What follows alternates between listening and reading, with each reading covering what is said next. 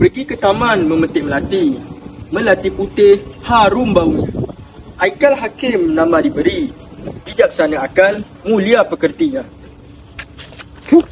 Terbit mentari di waktu pagi, burung berkicau riang sekali. Assalamualaikum, pembuka hati, adik hadir memperkenalkan diri. Pergi ke kedai membeli kain, singgah sebentar di tepi jalan. Assalamualaikum, salam dihulurkan, saya Abdal memerlukan bicara.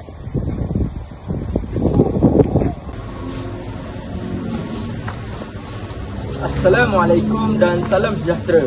Sebagai permulaan, Malaysia sering dianggap sebagai negara yang aman dan damai, iaitu tiada konflik yang berlaku di negara kita.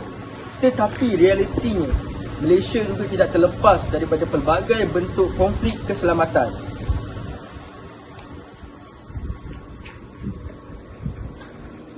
Konflik ini bukan sahaja berlaku di darat, malah di ruang udara dan perairan di negara kita.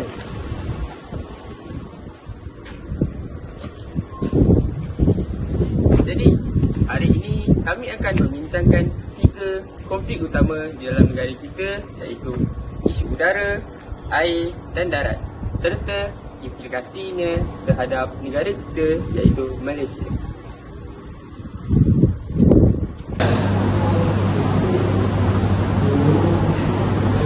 Kawan-kawan, kamu tengok. Betul. Ya, udara kan? Betul. Tapi kawan-kawan semua pernah fikir tak? Bukan udara tu kalau kita tengok sekarang macam tenang kan? Korang pernah fikir tak dekat udara tu ada berlaku sebarang konflik tak sebenarnya? Macam sebenarnya ada lagi. Sebenarnya dekat udara tu ada konflik. Jadi hari ini saya nak cerita sikit apakah konflik yang berlaku di udara. Konflik udara ini berwujud kepada pencerobohan ruang udara oleh pesawat asing, terutamanya di kawasan strategik iaitu di Laut Cina Selatan. Kenapa ruang udara itu penting sangat? Bagus soalan hari itu. Sebab dia melibatkan kedaulatan negara. Apabila kita persoalkan tentang kedaulatan negara ini, semestinya lah negara itu sangatlah penting bagi negara kita. Jadi bila pesawat tentera asing masuk tanpa kebenaran, dia memberi tekanan politik dan ketenteraan kepada Malaysia. Jadi apa implikasinya? Implikasinya agak besar juga lah bagi saya. Sebab Malaysia terpaksa meningkatkan rondaan tentera udara di Raja Malaysia sendiri sampai menggunakan kos yang tinggi, dan pada masa yang sama kena menjaga hubungan diplomatik supaya konflik tidak terjadi seperti perang terbuka.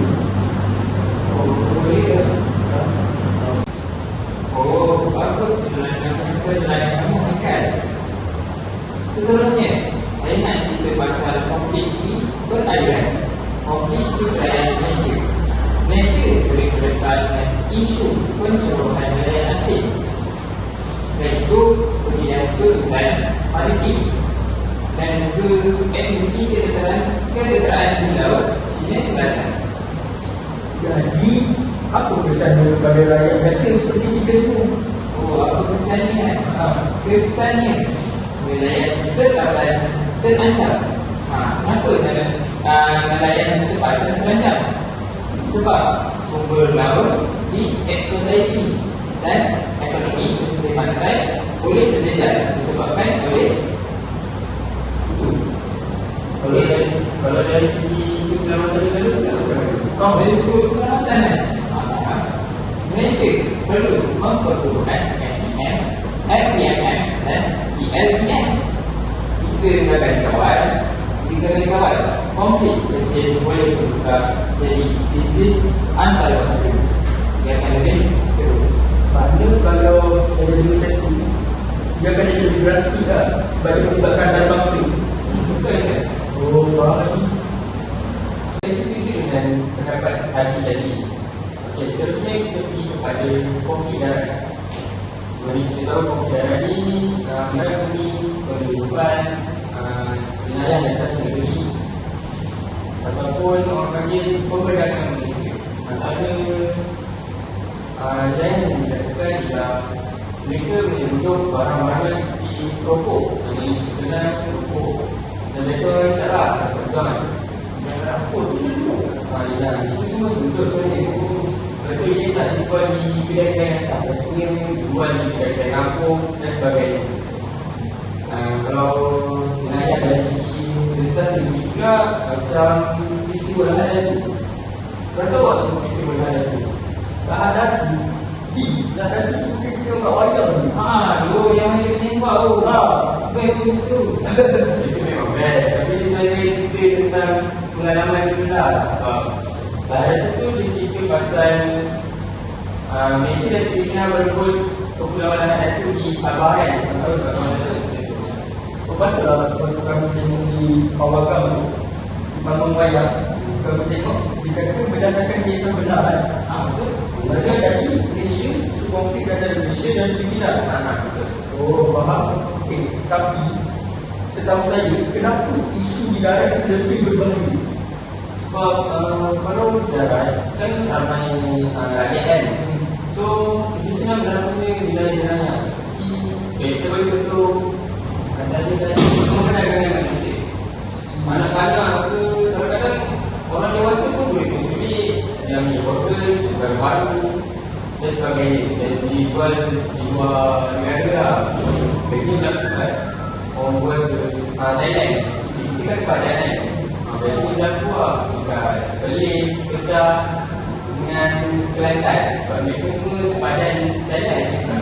Senang berlaku lah. Kelantan bukan negeri awal tau. Habis lah. Jadi kita pun boleh kena jadi kena dalam kat situ lah. Betul. Sebab tu kena berjaga-jaga. Kat situ bahan ni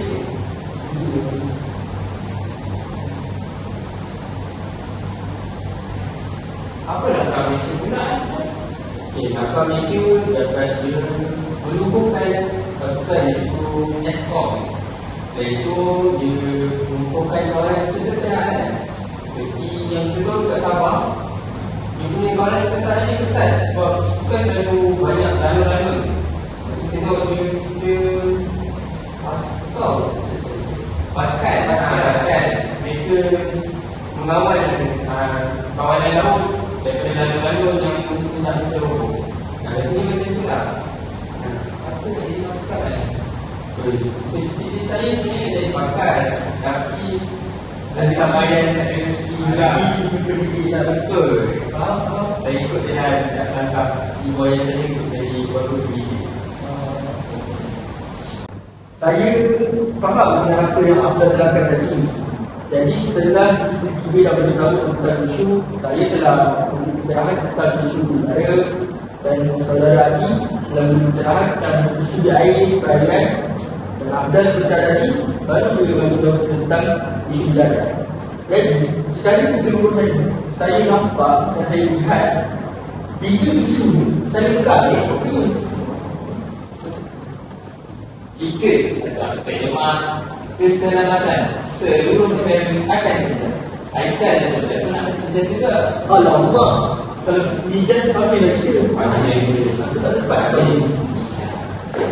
Okey, jadi Malaysia ni perlu berlaku pendekatan yang seimbang dari segi ketenteraan dan hubungan diplomasi. Sebab apa?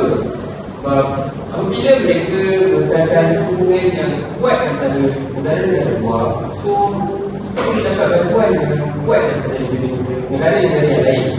Macam kita tahu, Rumi kalau orang tengok cerita Malbat, Tidak sahabat isi bakar. betul. Malaysia menolong negara Amerika Syarikat kan? Untuk menyelamatkan ketenteraan mereka.